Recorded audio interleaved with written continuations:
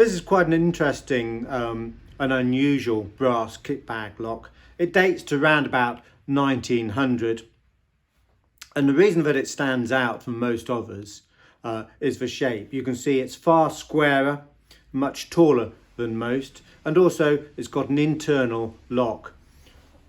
Most kit bag locks would be bow shaped, and more often than not they would have a separate padlock. What's also unusual about it is that it's got a maker's name there, Finnegan's, Manchester. Now, Finnegan's were exceptional luggage makers. They had stores in Manchester, Liverpool, London, and later even Paris.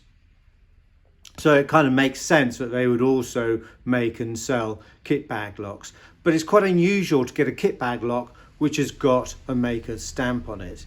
Now, this has got an internal lock to it, which is quite nice, so you don't have to bother with a separate padlock, and that'll just swing open. When you want to use it, the lock is sprung, so it'll just self-lock by pushing. Now, what would you use a kit bag lock for? Well, of course, when you're traveling with your luggage, it would be very useful to secure it. If you're on a train, you could fix it to the luggage compartment overhead, so if you needed to go to the buffet car or wherever, no one would be able to take it. Or you could fix it to railings at a train station if you had to wander off somewhere, and also it would form an extra handle. Quite often you would put it through a kit bag pair of handles, and so it would also form an extra lock for the bag, so somebody couldn't open it. You could only open the handles so far, and so the neck of the bag. So quite an interesting kit bag lock, still very useful today.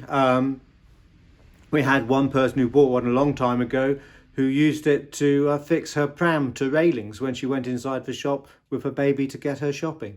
So quite inventive. And this one, particularly good example by a very good maker.